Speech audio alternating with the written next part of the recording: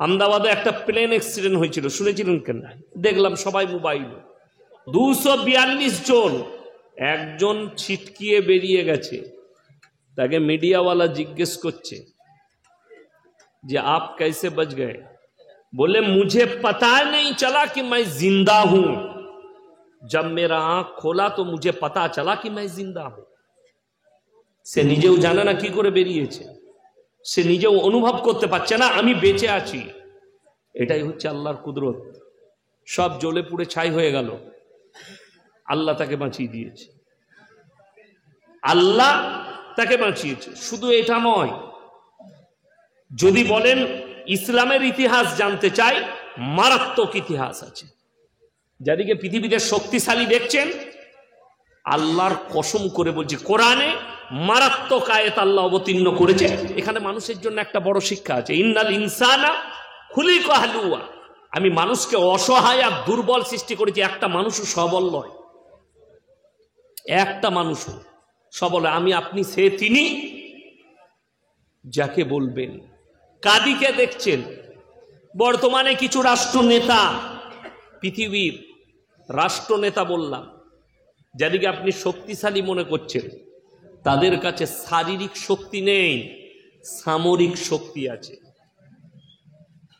রাশিয়ার president Vladimir Putin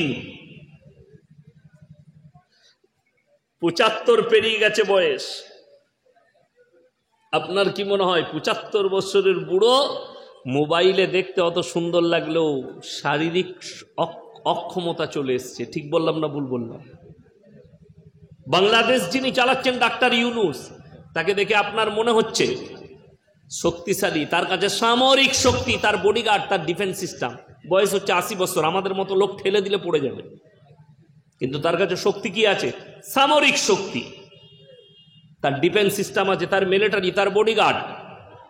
এখন যেদিকে দেখছেন, যারা এখানে শিক্ষিত আছেন, মাস্টার, ডাক্তার, স্কুলে পড়াশোনা করেছেন বেশ কিছু, তারা ভালো করে জানবেন, এই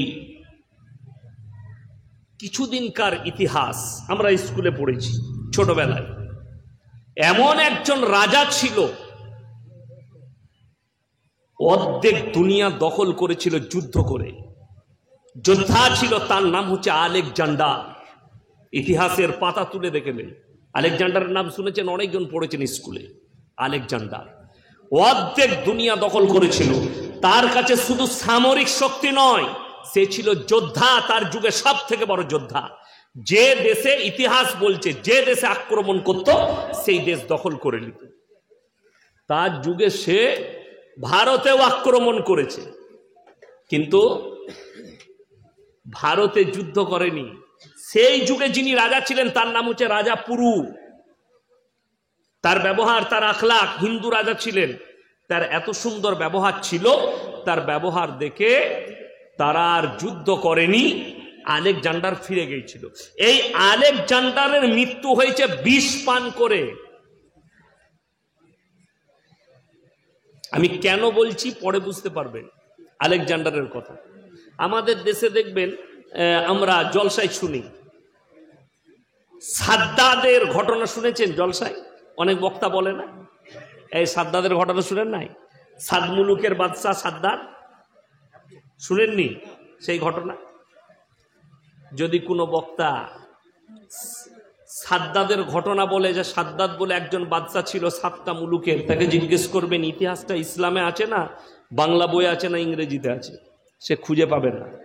সাদ্দাদ বলে কোনো বাদশাহ ছিল না, এটা বানানো ঘটনা। বাদশাহ ছিল আলেকজান্ডার, যে অর্ধেক দুনিয়া দখল করেছিল, এটা ইতিহাস। তার মৃত্যু হয়েছে বিষ পান করে। কে করেছিল জানেন? বিষ পানটা কে করিয়েছিল? কে? তার সৈন্য নয়, তার কোনো দুশ্মন নয়, তার যে বিষ পান যে করিয়েছিল তার নিজের স্ত্রী, ঘরের লোক। পৃথিবীর ইতিহাস বলছে, আল্লামা ইকবাল লিখেছে, ইস ঘর কো আগ লাগি ঘর কি চিরাগ। মুসলমান, তোমরা নিজেদের ঘরে নিজের আগুন ধরিয়েছো। পৃথিবীর ইতিহাস বলছে যতগুলো ক্ষতি ইসলামের হয়েছে, মুসলমানরা নিজেদের ক্ষতি নিজেরা করেছে।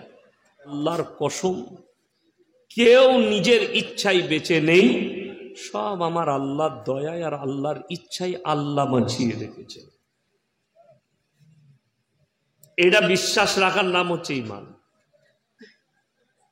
এবং আল্লাহ যাকে বাঁচিয়ে রাখবেন, পৃথিবীর কোনো শক্তির ক্ষমতা নেই তাকে মৃত্যু দান করি। আর আল্লাহ যাকে মৃত্যু দিবেন, আল্লাহর কসম পৃথিবীর আর কোনো শক্তি নেই যে তাকে বাঁচিয়ে রাখতে পারি। কেউ বাঁচাতে পারবে না। অর্থাৎ তার দলিল শুধু কোরআন হাদিস নয়, যুগে যুগে সময়ে দিনে দিনে আপনার চোখের সামনে এসছে, খালি আপনি দেখতে পান না। কেন? আপনি চোখে দেখনেওয়ালা একজন অন্ধ। ওই জন্য কোরআনে আছে, কিছু মানুষকে আল্লাহ কিয়ামতের দিনে অন্ধ করে তুলবেন। তারা আফসোস করে বলবে, আমাদিকে কেন অন্ধ করে তোলা হলো? তারা সেই ব্যক্তি যারা আল্লাহর কুদরত দেখে, আল্লাহর রহমত দেখে, কোরআন হাদিস চোখে দেখেছে, তাদের কাছে সব কিছু আল্লাহর সৃষ্টি স্পষ্ট, তারপরেও তারা অন্ধর মতো দুনিয়াতে চোখ বন্ধ করে নিজের মতো করে পরিচালনা করেছে। আল্লাহ এদিকে অন্ধ করে তুলবেন, এমন আপনার চোখের সামনে নজির আছে। আল্লাহ কোরআনে বললেন, ওয়াহাল্লাল্লাহুল বাইয়া ওয়া হাররামার রিবা, সুদকে হারাম করেছি, ব্যবসাকে হালাল করেছি। আপনি সুদ খাচ্ছেন। আল্লাহ রাসূল সাল্লাল্লাহু আলাইহি সাল্লামের হাদিস, কেউ যদি 1 টাকা সুদ খায়, নিজের মায়ের সঙ্গে 36 বার জিনা করার সমান পাপ হবে। বলুন নাউজুবিল্লাহ। এরপর ভেবে দেখুন, একটা মুসলমান সারা জিন্দেগি সুদ খাচ্ছে, সারা জিন্দেগি সুদ খেলো, সুদ খেয়ে মারা গেল, সেই লোকের জানাজা হয় না? হয় না? হয়। কোরআনে আছে, যে ব্যক্তি হারাম জেনে সুদ খেলো, এই লোক আল্লাহর সঙ্গে যুদ্ধ ঘোষণা করল। সারা জিন্দেগি সুদ খেলো মানে আল্লাহর সঙ্গে, রসুলের সঙ্গে যুদ্ধ ঘোষণা করলো সে। এবং এই ব্যক্তি যখন মারা যাচ্ছে, এর জানাজার নামাজ হচ্ছে, এর দাফন হচ্ছে, এর কবর জিয়ারত হচ্ছে, এর জন্য দান খয়রাত হচ্ছে, এর জন্য দোয়া হচ্ছে, বড় মস্তির সঙ্গে। আর আমাদের দেশে জান্নাত সহজ কি করে হলো জানেন? জলসা করার পরে। এই জলসা হওয়ার পরে, জলসা শুরু হওয়ার পরে জান্নাত একদম সহজ। কিছু লোক আছে, এই বীরভূমি পাবেন, বর্ধমানে পাবেন, মানুষ মরে গেলে 40 দিনে মিলাদ করে। করে না? করেন না? করে। একদম কাঁচা বেদাত। আমি বলেছি, যদি কোনো মৌলবি প্রমাণ করাতে পারে 40 দিনে মিলাদ, আমি আর জীবনে সমাজের বুকে বক্তব্য দেব না। তাকে জিজ্ঞেস করো, 4 জন প্রসিদ্ধ ইমাম বেঁচে আছে। ইমাম আবু হানিফা বেঁচে আছে, ইমাম শাফি আছে, ইমাম মালিক আছে, ইমাম হাম্বাল আছে, কেউ না। ইমাম তিরমিজি নাই, ইমাম আবু দাউদ নাই, ইমাম নাসাই নেই, ইমাম বুখারী নেই। আচ্ছা, এনারা যখন ইন্তেকাল করেছে, কেউ যদি প্রমাণ দিতে পারে ইনারা ইন্তেকালের পরে ইনাদের 40 দিনে খানা করে মিলাদ হয়েছে, আমি ইয়াসিন জীবনে আর সমাজের বুকে কথা রাখবো না। চ্যালেঞ্জ। শুধু তাই নয়, মানুষের আকীদা এত খারাপ, সুদ খেয়ে মারা গেছে, তার লেগে দোয়া। এই যে জলসা আসার পরে অনেক দেখবেন মাদ্রাসার জলসা হয়, হয় না? হয় না? এলাকায় পশ্চিমবাংলা জুড়ে হয়, আমরাও করছি, জলসা হয়। মসজিদের জলসা হয়, মসজিদের আদায় হচ্ছে, আর আমরা আদায়কারী বক্তারা আদায় করে। করে না? করে না? সুদ করে এসে 1000 টাকা দিলে কিসে? মসজিদের জন্য। আর আমি এই বক্তা তো আর জানে না মালটা কি। আহারে বন্দারে কোনাই মজা ছিল, চিনো মিনা জিনো 1000 দিল, দিয়ে জান্নাতে ঢুকিয়ে ছেড়ে দিল। যা বুঝে করবো। সুদ করতে গেলে শালা এত সহজে জান্নাত আর কোথাও পাওয়া যাবে না। তাহলে সুদ চালিয়ে যা, জলসা হলে 1000 টাকা দিবি, হুজুর ঠিক জান্নাতে ঢুকিয়ে দিবে। তোর হুজুরেরও বীজ মারা যাবে, তোরও মারা। খালি কবরে যা। কে বলল? কোথা থেকে বলল? অবাক লাগে, বড় কষ্ট লাগে, অনেক চুনার ব্যথা হবে। আমার বাপ তো, আমার সন্তান তো সুদের ওপরে জীবন কাটিয়ে মারা গেছে। মদ হারাম না হালাল? কথা বলে না? কেমন হারাম শুনে নেন। এই বোতলটাই যদি মদ থাকে, এটাকে স্পর্শ করা হারাম। কি করা?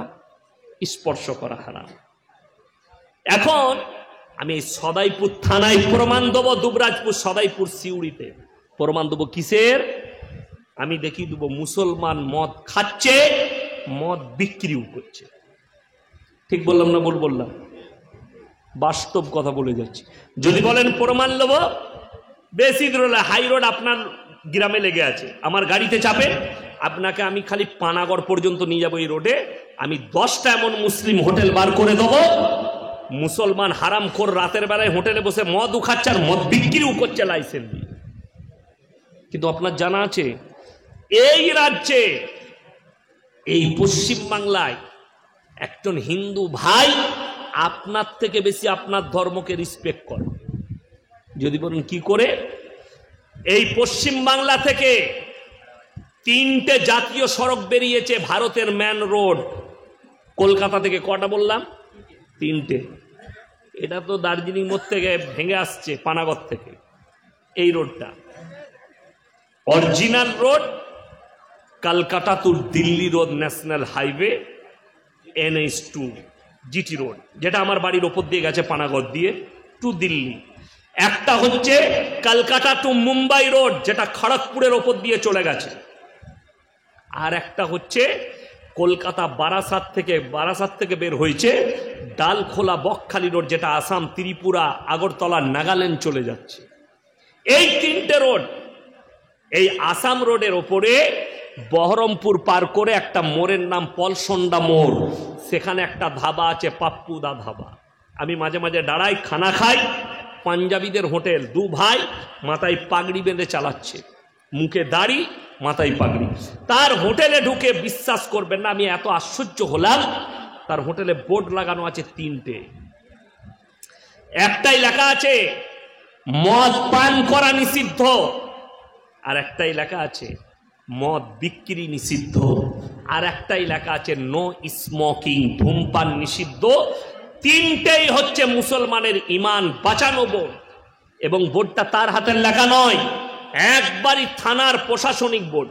আমি বললাম, দাদা আপনার হোটেলে এই বোর্ডটা থেকে আমার খুব ভালো লাগলো। কি উত্তর দিল জানেন? দাদা আমি যেখানে হোটেল চালাচ্ছি, যে জায়গায় ব্যবসা করছি, 75% মুসলিম, আর আমার 80% কাস্টমার মুসলিম। আর আমি জানি আপনাদের ধর্মে মদ স্পর্শ করা হারাম, তাহলে আমি কি করে বেচতে পারি? আপনি ভেবে দেখুন, সে এতটা জানে মুসলিম ধর্মে মদ হারাম, গাঁজা হারাম, বিড়ি সিগারেট ইত্যাদি হারাম, যার কারণে সে বিক্রিও করে না, খেতেও দেয় না। অথচ একটা হারামখোর মুসলমান একটা হোটেল করেছে, লাইসেন্স বার করে মদও খাচ্ছে, হারামখোর মদও বিক্রি করছে। অথচ এই লোক ঈদের দিনে গলায় শ্বশুরের দিয়ে একটা হলুদ রঙের তোয়ালি লাগিয়ে ফাঁস কাতারে এসে হারামখোর ঈদগায় বসেছে। মনে হচ্ছে ওর মতো মুসল্লি নাই। আতর লাগাইছে কি 96 মজমুয়া। একটা কথা আছে, বগলে গুয়ের গন্ধ আর বাপ নাম রেখেছে আতর আলী। সেই হচ্ছে এদের হাল। কথাটা আমরা বুঝতে পারেননি? বগলে গুয়ের গন্ধ আর বাপ নাম রেখেছে আতর আলী। এই হচ্ছে এই মাতালদের হাল। লটারির টিকিট হারাম না হালাল? তাড়াতাড়ি বলুন জোরে। হারাম। আপনি আমার সঙ্গে চলুন, তিলেডাঙ্গাল মোড়ে, দুবরাজপুরে, সিউড়িতে, ইলেমবাজারে, বোলপুরে, যেখানে যাবেন বীরভূম ডিস্ট্রিক্টের, মুসলমান লটারি কাটছে, মুসলমান লটারি বিক্রি করছে। আমি ঠিক বললাম না ভুল বললাম? যদি কেউ বাপের বেটা হন, আমি রাত্রে থাকছি, সকালবেলায় দুবরাজপুরে দেখিয়ে দেবো কটা খালি মুসলমানদের কাউন্টার আছে। অনেকজন আবার পাথর চাপড়ির ছবি লাগিয়ে রেখে দিয়েছে, দাতা বাবা বরকত দেবে। ভাবে লটারিতে দাতা বাবা, অবাক হয়ে যাবে,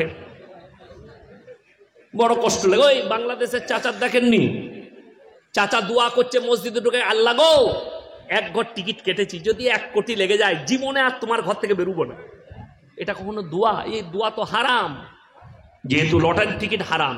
এই লটারির টিকিট বিক্রি করছে এই লোক, মসজিদে এসে নামাজও পড়ছে জুম্মার দিনে। ঠিক বললাম না ভুল বললাম?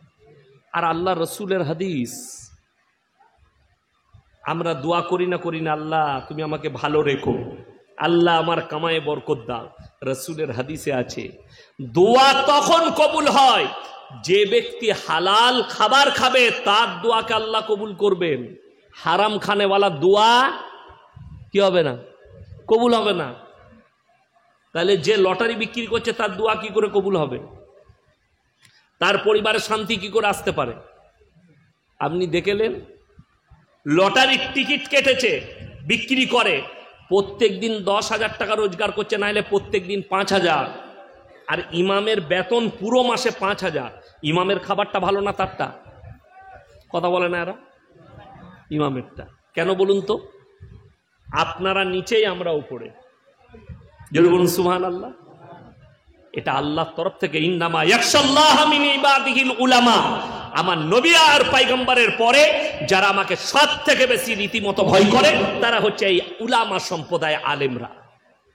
ওই জন্যে আল্লাহ রসুলের হাদিস, যারা আল্লাহর রাস্তায় দিনের পথে থাকবে আল্লাহ মৃত্যুকাল পর্যন্ত তাদেরকে ইজ্জতের রুজি দান করবেন। জোরে বলুন সুবহানাল্লাহ। আলেমরা তো এটাই ভরসা করে থাকে। তা না হলে টোটো চালাচ্ছে, টোটো মাসে 20,000 রোজগার করে, বরকত নাই। বরকত কোথায় আছে এদের কাছে? নামাজ পড়বে না, রোজা রাখবে না, নেক আমল নেই, হালালের পথে চলবে না। এরা বরকত দিবে খালি তাবিজে, পানি পড়ায়। কে বলেছে? আপনি যান দুবরাজপুরে, আপনি যান সিউড়িতে, খালি দেখতে পাবেন কত মানুষ দোকানে তাবিজ টাঙিয়ে রেখেছে। বলছে কে দিয়েছে? তোর হুজুর। তোর হুজুরও মার খাবে, তুইও খাবি। কেন? বলছে বরকত হবে। তাবিজে বরকত হলে ইমামের বেতন কত? 5,000, 10,000। আর যে তাবিজটা লিখছে সে প্রত্যেক দিন 1 লাখ টাকা ইনকাম করে। সে প্রত্যেক দিন 10,000 ইনকাম করে, মাসে তার 1.5 লাখ ইনকাম, মাসে তার 3 লাখ টাকা ইনকাম। আর ইমাম মাসে 10,000 পায়। তাহলে তাবিজটা ইমামের দরকার না তার? আচ্ছা, পৃথিবীতে এরকম বুকা লোক আছে লোককে বড় লোক করে নিজে গরিব থাকবে? আমি লয়, আমি আল্লাহর কসম করে বলছি, আমি হৃদয়ের কথা বলছি। আমাকে যদি বলেন যে মৌলী সাহেব আপনি বড় লোক করলে আপনি আগে হবেন না লোককে আগে করবেন, আপনাদের বিশ্বাস হয় যে ইয়াসিন সাহেব আগে নিজে না হয়ে আপনাকে করবে? কথা বলে না? হতে পারে না? এই যুগে হবে না, এই যুগে হবে না। আমি চাইবো আমি আগে বড় লোক হবো, তারপরে তুই বাঁচলে তুলিবি। আর আমাদের দেশে হুজুরের মসজিদে বেতন 5,000, আর যে তাবিজ লিখছে তার প্রত্যেক দিন ইনকাম 5,000। এরপর আপনি বিচার করুন, আমি বলবো না। এইটা হচ্ছে দুঃখের। হারাম ইনকাম করছে, সে চাইছে আমার বালা মুসিবত দূর হবে কার দ্বারা? আমার বালা মুসিবত দূর হবে তাবিজের দ্বারা। তাহলে কোরআনের দোয়াগুলো, আল্লাহ রসুলের দোয়াগুলো, এগুলো ঘোড়ার ডিম। বালা মুসিবত যদি আপনার কাছে আসে আর আপনি দূর করতে চান, একটাই দোয়া পড়বেন, লা ইলাহা ইল্লা আনতা সুবহানাকা ইন্নী কুনতু মিনাজ জালিমিন। সবাই পড়বো, জোরে বলুন ইনশাআল্লাহ। আপনার কাছে যে কোনো মুসিবত আসুক, আপনি বুঝতে পারছেন আপনার কাছে একটা বালা মুসিবত এসেছে, আপনি এই দোয়াটা পড়ুন। নামাজের পরে 100 বার আপনি এই দোয়া পড়লেন, প্রত্যেক দিন 100 বার করে দোয়া পড়ুন, ফজরের পরে পড়লেন, আপনার বালা মুসিবত আল্লাহ দূর করবেন। পৃথিবীর কোনো মানুষ নয়, কোনো দোয়া নাই, নামাজ নাই, কিচ্ছু নেই। আপনি ভরসা করেছেন একজন হুজুরের ওপরে, একজন মৌলবীর ওপরে ভরসা করছেন। এইটাই হচ্ছে দুঃখের। গান বাজনা ইসলামে হারাম না হালাল? কথা বলেন, হারাম। এই ভারতের মুসলমান কতটা বেঈমান বলে দিই। আমি আমার রাজ্যের কথা বলছি, যে রাজ্যে আমি বক্তব্য দিচ্ছি, কত বড় নেমক হারাম মুসলিম। এরা থানায় গিয়ে অভিযোগ দায়ের করে কার নামে? একজন অমুসলিম ভাইয়ের নামে। আমাদের মসজিদের পাশ দিয়ে ঢোল বাজনা বাজিয়ে ঠাকুর ভাসাতে গেছে, থানায় গিয়ে অভিযোগ দেয় আমাদের নামাজের ক্ষতি, আমাদের ইমানের ক্ষতি, আমাদের আকীদার ক্ষতি। অথচ আপনাকে দেখিয়ে দেবো, আমার মোবাইলে পোস্টারটা আছে কিনা দেখতে হবে। আমার মোবাইলে মনে হয় পোস্টারটা নেই, ডিলিট হয়ে গেছে। ঈদ উপলক্ষে বুগি বুগি ড্যান্স বীরভূম জেলায়। ঠিক বললাম না ভুল বললাম? হ্যাঁ, একজন অমুসলিম ভাই সে গান বাজনা করে তোমার মসজিদের পাশ দিয়ে পেরিয়ে গেলে তোমার মাথায় ব্যথা হয়। আপনাকে দেখিয়ে দেবো, এখন বর্তমানে 100টা মুসলমান পরিবারে বিয়ে হলে 80টাই গান বাজনা ড্যান্স চলছে। ঠিক বললাম না ভুল বললাম? 80টাই। তাহলে এইগুলো হালাল কি করে হলো? তখন তোমার নামাজের ক্ষতি হয় না? 3 দিন ধরে বিটির বিয়েতে হারামখোর ডিজে বাজাচ্ছে, তখন তোমার নামাজের ক্ষতি হয় না? তোমার ইমানের ক্ষতি হয় না? আকীদার ক্ষতি হয় না? গ্রাম থেকে কোনো প্রতিবাদ নেই। কি গ্রাম তৈরি করেছো? কেমন তৈরি করেছো? গ্রামে খালি মসজিদ কমিটি থাকলে হবে না, জলসা করালে হবে না। গ্রামের পরিবেশকে সুন্দর করুন। যেমন পরিষ্কার পরিচ্ছন্নতা ইমানের একটা অঙ্গ। আজ কই মুসলমানের কাছে পরিষ্কার পরিচ্ছন্নতা নেই? কোথায় গেল পরিষ্কার পরিচ্ছন্নতা? আপনি পাবেন না, মুসলমানের কাছে নেই। নেই কেন? তার কারণ একটাই, আপনি রাসূল সাল্লাল্লাহু আলাইহি সাল্লামের সুন্নতের উপরে পাবন্দ হতে পারেননি। আহমেদাবাদে একটা প্লেন অ্যাক্সিডেন্ট হয়েছিল, শুনেছিলেন কেন? দেখলাম সবাই মোবাইলে। 242 জন, একজন ছিটকিয়ে বেরিয়ে গেছে। তাকে মিডিয়াওয়ালা জিজ্ঞেস করছে যে आप कैसे बच गए?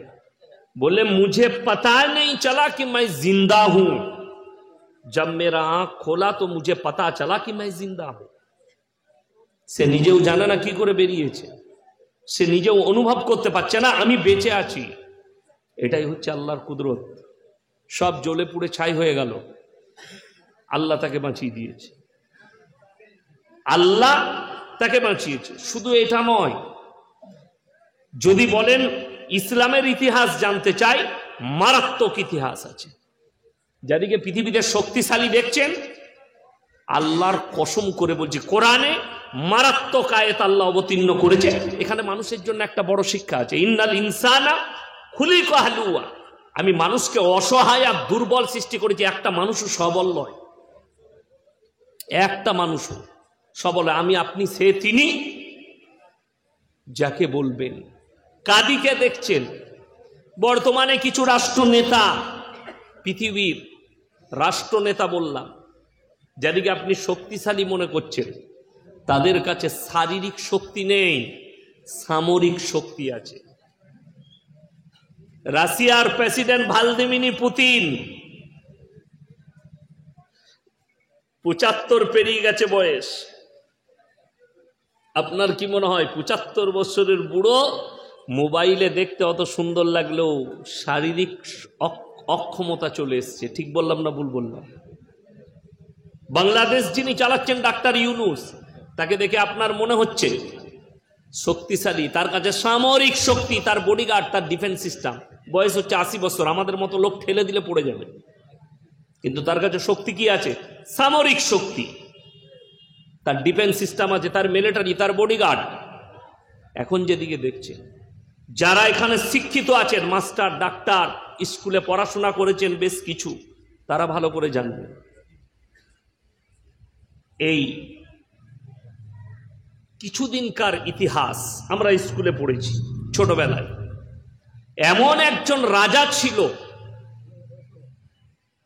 অর্ধেক দুনিয়া দখল করেছিল যুদ্ধ করে, যোদ্ধা ছিল, তার নাম হচ্ছে আলেকজান্ডার। ইতিহাসের পাতা তুলে দেখেলেন, আলেকজান্ডারের নাম শুনেছেন, অনেকজন পড়েছেন স্কুলে। আলেকজান্ডার অর্ধেক দুনিয়া দখল করেছিল। তার কাছে শুধু সামরিক শক্তি নয়, সে ছিল যোদ্ধা, তার যুগে সব থেকে বড় যোদ্ধা। যে দেশে, ইতিহাস বলছে, যে দেশে আক্রমণ করত সেই দেশ দখল করে নিত। তার যুগে সে ভারতেও আক্রমণ করেছে, কিন্তু ভারতে যুদ্ধ করেনি। সেই যুগে যিনি রাজা ছিলেন তার নাম হচ্ছে রাজা পুরু। তার ব্যবহার, তার আখলাক, হিন্দু রাজা ছিলেন, তার এত সুন্দর ব্যবহার ছিল, তার ব্যবহার দেখে তারা আর যুদ্ধ করেনি, আলেকজান্ডার ফিরে গিয়েছিল। এই আলেকজান্ডারের মৃত্যু হয়েছে বিষ পান করে। আমি কেন বলছি পরে বুঝতে পারবেন আলেকজান্ডারের কথা। আমাদের দেশে দেখবেন আমরা জলসায় শুনি, সাদ্দাদের ঘটনা শুনেছেন? জলসায় অনেক বক্তা বলে না, এই সাদ্দাদের ঘটনা শুনেন নাই? সাদ মুলুকের বাদশাহ সাদ্দাদ, শুনেননি সেই ঘটনা?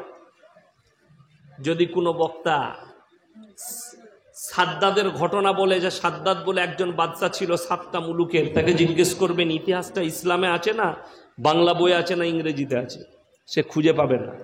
সাদ্দাদ বলে কোনো বাদশা ছিল না, এটা বানানো ঘটনা। বাদশা ছিল আলেকজান্ডার, যে অর্ধেক দুনিয়া দখল করেছিল, এটা ইতিহাস।